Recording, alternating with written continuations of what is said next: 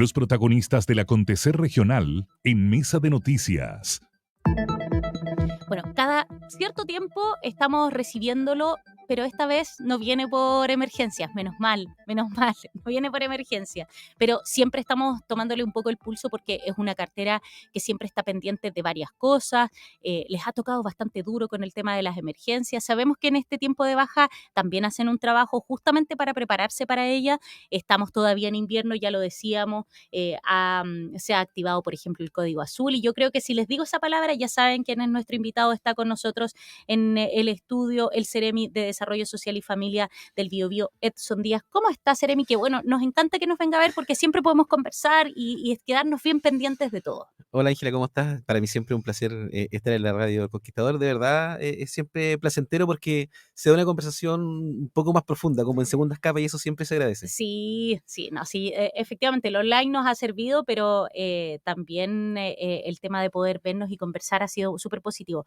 Yo sé que vamos a hablar de la política de niñez y adolescencia, pero Así antes quiero es. partir con algo que viene ahora, Ceremi, que viene el 2 de septiembre. Nosotros lo adelantábamos en nuestros titulares, que es esta novedad que trae el bolsillo electrónico familiar y que viene, por supuesto, a ponerle, a modernizarse y a hacer más potente este beneficio. Sabes que esta fue una súper buena política en la evaluación de la DIPRES. La DIPRES siempre está monitoreando los programas, monitoreando el avance de el gasto fiscal también. Y esta es una política súper buena porque es transferencia directa a las personas y por tanto las personas de libre disposición pueden, en este caso, destinar los recursos a lo que ellos estimen conveniente, pero siempre pensando en el gasto para el consumo de alimentos. Y la diferencia de estos meses es que va a permitir también el pago de la luz, a propósito del tema de la alza y a propósito también de que es compatible con otros beneficios. Por Claro. tanto, no se topa. Es independiente además de la postulación que las personas ya hicieron, el 40% más vulnerable ya hizo en este caso, a través del tema de la ley eléctrica, que además se está siguiendo, se está avanzando también para seguir implementándola. Por tanto, creemos que es una muy buena noticia. Son 130.000 familias en la región del Biobío las que van a poder acceder a este beneficio, el beneficio del bolsillo familiar electrónico. Y bueno, el mes de septiembre es el último mes que se paga. Esperemos que esto pueda continuar el tiempo porque ha tenido una muy buena evaluación. El presidente Boric lo implementó a propósito, digamos, de el alza del costo de la vida. Y no nos olvidemos, porque de pronto nos olvidamos que el año pasado, el año pasado, al principio del antepasado, con un 14% de inflación. Sí. Y ahí se crea el tema del bolsillo familiar electrónico para transferencia directa a los sectores más vulnerables y ha resultado súper bien. Había duda al principio de cómo las personas iban a poder utilizar esto, que se iba a asociar un pago al 20% de la cuenta RUT, etcétera. Y hoy día las familias entienden, pero absolutamente, cuando llega el pago del bolsillo familiar electrónico, las familias llegan, la activa, Ya lo pago saben. total, lo saben y lo utilizan de buena manera. Así es que ha sido una muy buena Me política. imagino que usted en terreno ha podido recoger justamente esas impresiones, porque a veces entre lo que uno piensa o se encuentra con alguien que tuvo una experiencia exitosa, me imagino que en terreno también, porque uno al tiro lo empieza a notar, hoy día le toma la temperatura, gente que a lo mejor reclama vía redes sociales, pero se ha visto poco. Efectivamente pareciera que ha permeado bien entre los beneficiarios. Ha permeado súper bien. Yo contaba una anécdota, yo soy de Lota, en mis redes sociales, por ahí aparecen muchos amigos de Lota, tenemos muchos amigos, entonces por ahí aparecen los comentarios, hoy pagaron el bolsillo familiar electrónico, muchas gracias, así como Avisando. avisando, así que ha tenido una muy buena aceptación por parte de las familias porque finalmente también es un ahorro permanente a un gasto corriente. Sí, no, y lo otro es que también en este contexto de emergencias es fácil activarlo también. Usted decía, bueno, ahora septiembre, el 2 de septiembre comienza el pago, va a ser el último. Ese es el último pago de 4. Este fue un proyecto de ley que aprobó el Senado, así que también estamos siempre agradecidos del Parlamento que también nos permite poder llevar adelante buenas políticas públicas. Seremi, bueno, yo le decía, hoy día venimos con la intención de poder hablar de esta política nacional de niñez y adolescencia 2024-2032, esto justamente para ver todo lo que tiene el desarrollo de los niños, de las niñas, de los adolescentes. Mm. Es una temática que no solamente ha tratado de abordar esta administración, sino que anteriores también, sabiendo y reconociendo que hoy día la infancia es importante. Cuéntenos un poco de qué se trata todo. Primero comentar que hoy día por primera vez tenemos un marco normativo. La ley 21.430 es la ley de garantía de derechos de niños, niñas y adolescentes que promulga el gobierno del presidente Gabriel Boric, final del gobierno del presidente Piñera. Es una ley que se discutió por 7 años en el Parlamento. una ley que transitó por 3 gobiernos distintos. Hoy día ya la tenemos, y eso a buena hora, porque finalmente obliga por ley a que el Estado en su conjunto trabaje temas de promoción y de protección y de participación para los niños, niñas y adolescentes. Y eso es súper potente porque, para ponerlo en dimensión y en la historia del tiempo, las políticas de niñez no son un tema tan antiguo. En la historia de la humanidad, recién la Convención de los Derechos del Niño y los tratados de Ginebra de los Derechos Humanos es recién posterior a la Segunda Guerra Mundial. Y uno puede pensar que hace harto tiempo atrás, y Sí. estamos hablando de 1950, 1960 por ahí, recién empezamos a evidenciar de que estaban los niños. Y que por harto tiempo quedó solo en el establecimiento de los derechos Así es.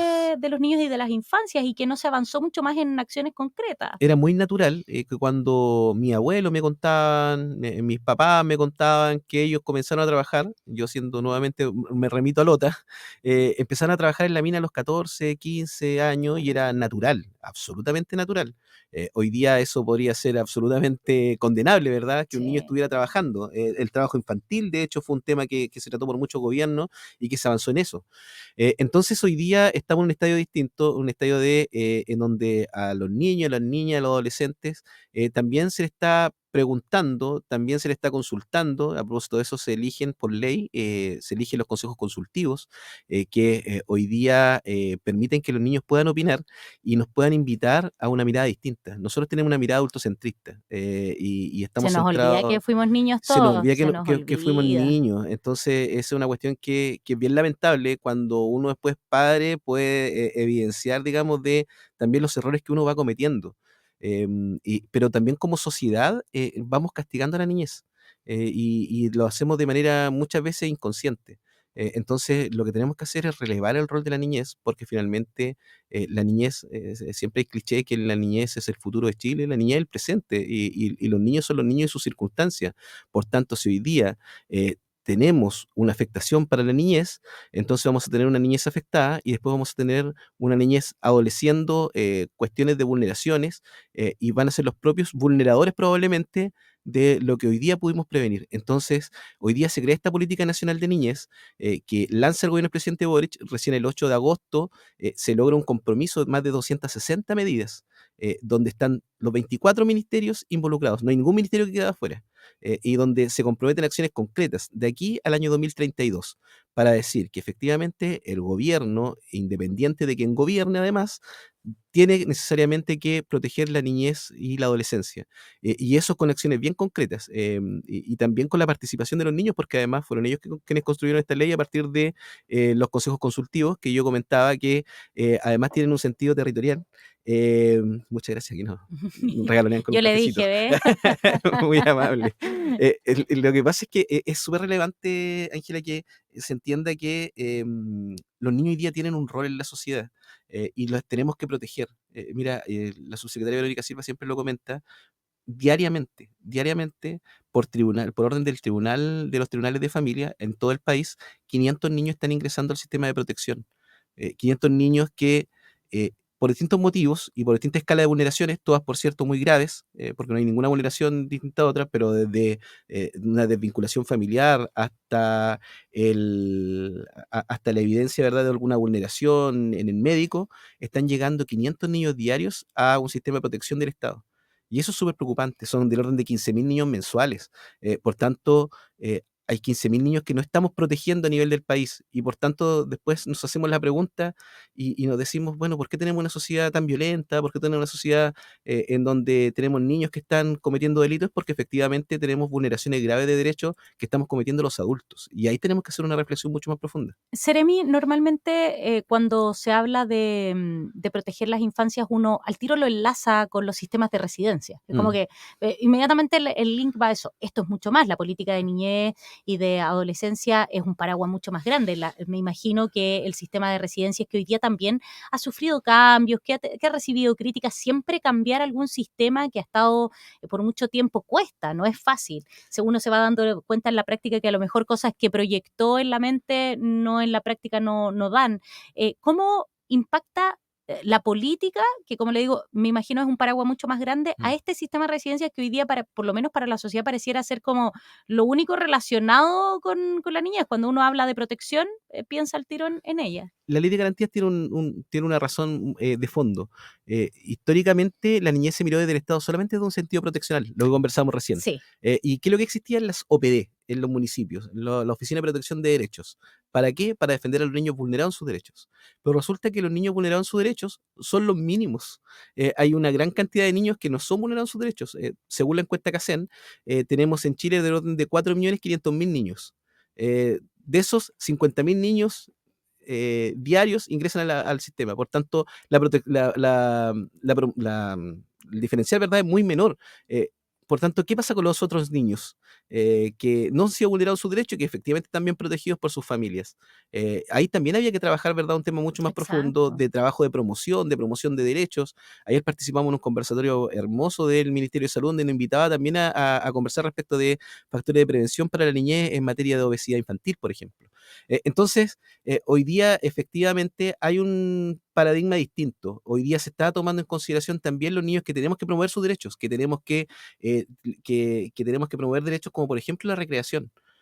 Como por ejemplo que los niños Áreas crezcan sanos, verdes. que áreas verdes, factores promocionales y no solamente factores proteccionales que, insisto, son muy relevantes porque ahí hay vulneraciones graves y no hay que quitar el foco de ahí, hay que seguir con ese foco. Pero los niños que están en residencia son lo mínimo de lo mínimo, y que son niños que al final están apartados de sus familias porque sus familias vulneraron sus derechos. Entonces, lo que hay que también es dejar de estigmatizar a esos niños que están hoy día en residencia, porque también, además se les culpa muchas veces de cometer infracciones, delitos, y esos son porcentajes extremadamente menores para los niños que hoy día están en residencia, porque la ley de garantías también, ¿verdad?, determinó un cambio que se adjunta con otras leyes, con la creación de la Subsecretaría de la Niñez, con la Subsecretaría el área de justicia, que hoy día nos entrega otra herramienta, ¿verdad?, para los niños infractores de ley.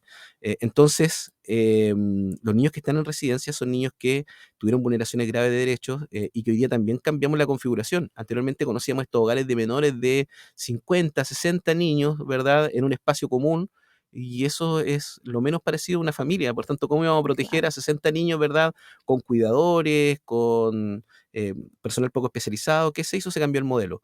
Hoy día se llaman residencias familiares que no atienden a más de 15, 20 niños. Tenemos que seguir perfeccionándolo y nuestra concepción es que eso debe seguir reduciéndose en número para que se parezca lo más posible a una familia. Ahí, ¿cómo participa el Ministerio de Desarrollo Social, sabiendo que, por ejemplo, estas residencias dependen del Ministerio de Justicia, entiendo? Las residencias para niños infractores de ley dependen del Ministerio de Justicia. Ya, El Servicio de Protección Especializado, lo que anteriormente conocíamos como Mejor Niñez, depende del perfecto. Ministerio de Desarrollo Social. Ya. Y ahí tenemos una supervigilancia de manera directa a través de la Subsecretaría de la Niñez, que es una de las 3 subsecretarías que tiene el Ministerio. Por tanto, los niños que están bajo protección del Estado dependen necesariamente del Ministerio de Desarrollo Social. Y ahí tenemos un trabajo súper profundo. Hoy día la directora del Servicio de Protección, Andrea Saldaña, a nivel regional, ha venido también trabajando campañas en conjunto con nosotros como ministerio, por ejemplo, el del poder de cuidar, que es el llamado a que familias de acogida puedan acoger en la primera infancia, en los primeros 3 años probablemente, a un niño que fue vulnerado en sus derechos por parte de sus padres y no queremos que esté en residencia, queremos que esté en una familia de acogida. Y que está cada vez más, se está entendiendo esto de las familias de acogida. A mí me ha tocado ver muchísimas dentro de mi círculo cercano, ¿Sí? familias que se han convertido en familias de acogida.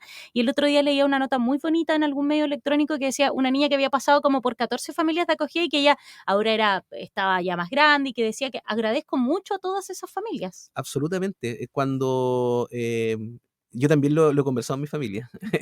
De verdad, porque es muy bonito. Es uno de los programas más bonitos que hay en el ministerio, porque es un acto de amor inconmensurable y estamos hablando ahí de el niño, no del adulto, porque muchas veces cuando nosotros invitamos en estas campañas a que los adultos sean parte del acogimiento, nos dicen es que yo me voy a encariñar con el niño. Y nosotros Ah, decimos, bueno, les pasa mucho, pero sí es absolutamente sí, natural, o sea, sí, sí, ojalá eso suceda, sí. pero aquí lo que está en juego, y es también en la política de niñez y también en la política del servicio de protección, es que hay un bien superior, que es el bien superior del niño.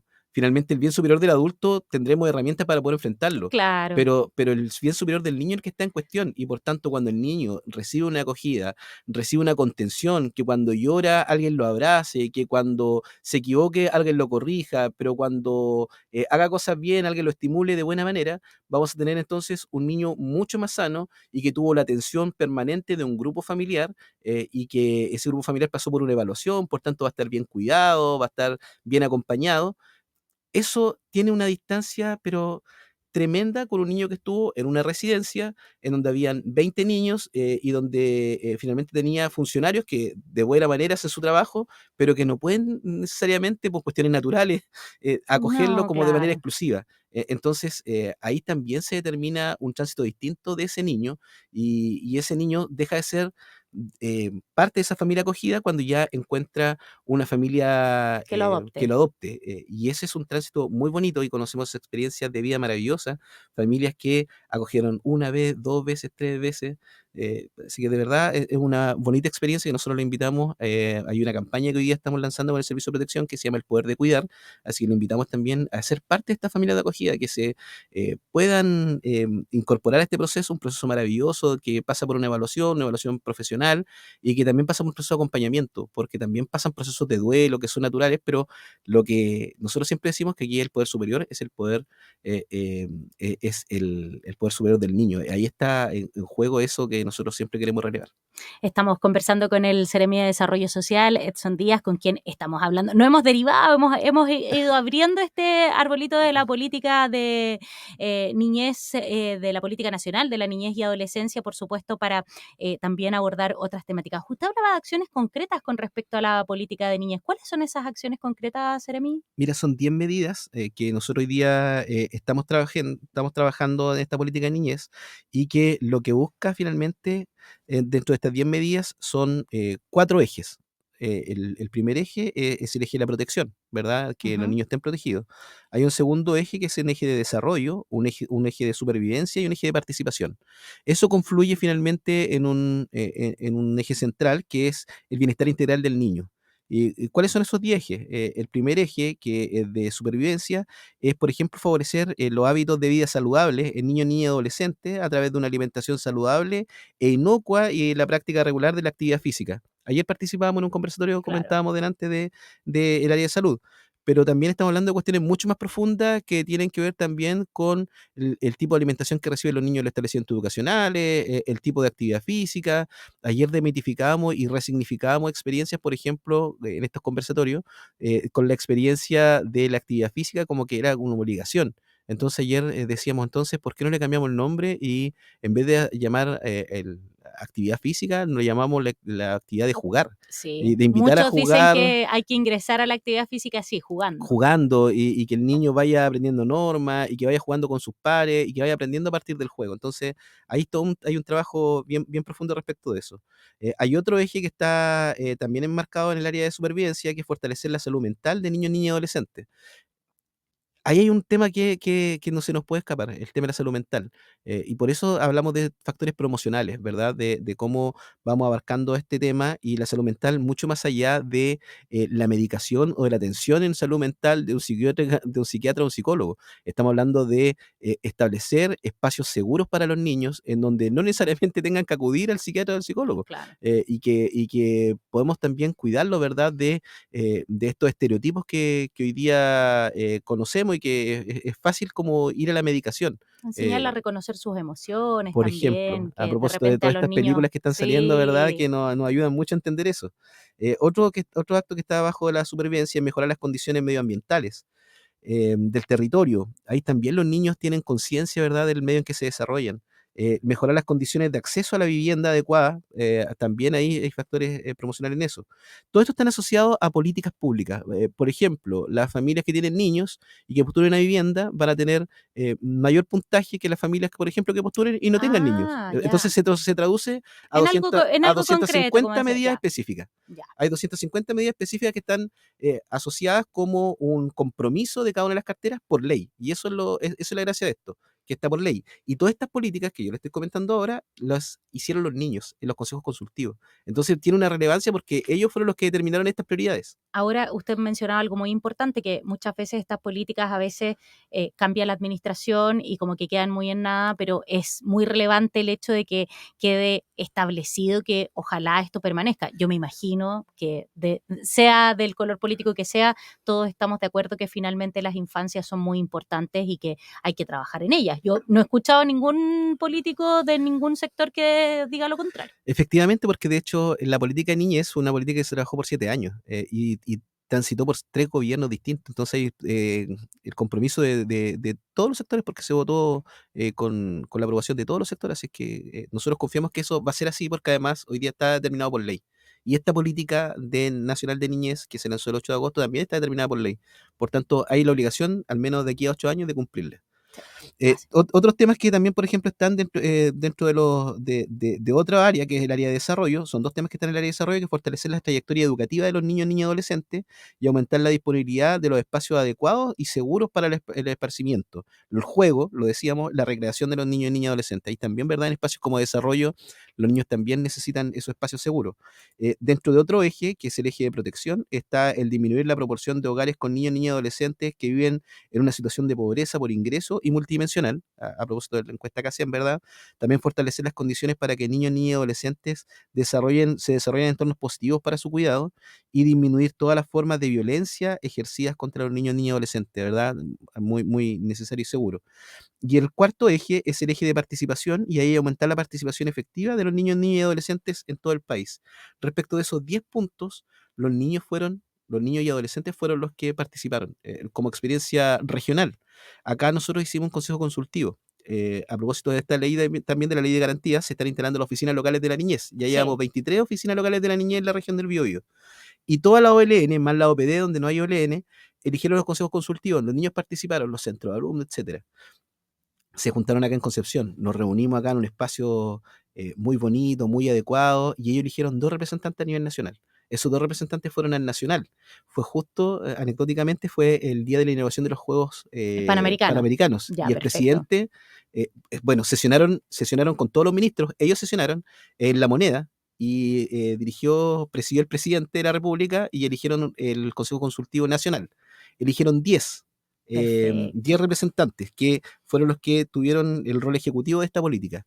Dentro de ellos 10, de los 10, los 2 regionales fueron de acá de Concepción. Eleazar, que es de acá de Concepción, del centro de alumnos del Salesiano, y Perfecto. Akita, que es una niña, pero de verdad maravillosa escucharla, que es de Los Ángeles.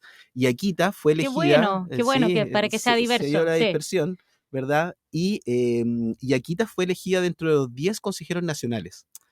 Y Muy Akita bien. fue parte de este equipo que trabajó la política de manera mucho más precisa. Entonces, ahí está plasmada la participación. A propósito del último elemento, del número 10, que era la participación, bueno, ellos son los que construyeron la política nacional de niñez.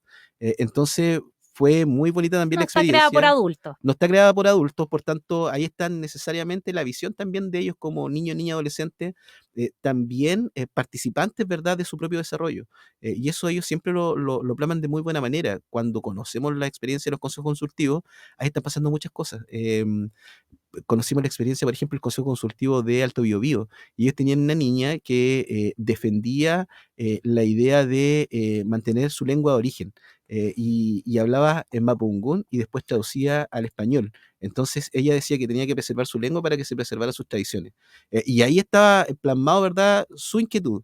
Habían otros niños que tenían otras inquietudes, como por ejemplo el tema medioambiental, el tema del cuidado de los humedales. Bueno, todo eso está plasmado en 250 acciones que los ministerios tienen que llevar a cabo a partir de la necesidad de que planearon los niños. Y yo eh, me quiero quedar con una frase que nos dijo Antonia Ramos en el lanzamiento de este plan de la niñez.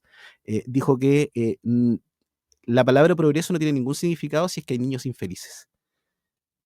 Sí, Y sí, ¿qué potente razón frase. tiene? ¿Qué razón tiene? ¿Verdad? Esta es una frase que se atribuye muchas veces a Albert Einstein y a distintos filósofos, pero lo dijo de manera tan elocuente ahí la Antonia, que nos hizo un llamado como de atención a todos. Y está el presidente ahí, le dice, pero Antonia, yo recojo inmediatamente esto y me lo tatúo, le decía, porque tiene mucha razón. Pues, o sea, efectivamente hay una invitación ahí directa, ¿verdad?, a que efectivamente podemos progresar, podemos discutir de distintas cosas, de políticas públicas, pero si hay niños infelices, entonces ¿qué sentido tiene? Entonces ahí está como la reflexión mucho más profunda de esta política de niñez. Seremi, hoy me quedaría conversando, se me ha pasado creo que hemos conversado casi media hora, se me ha pasado volando.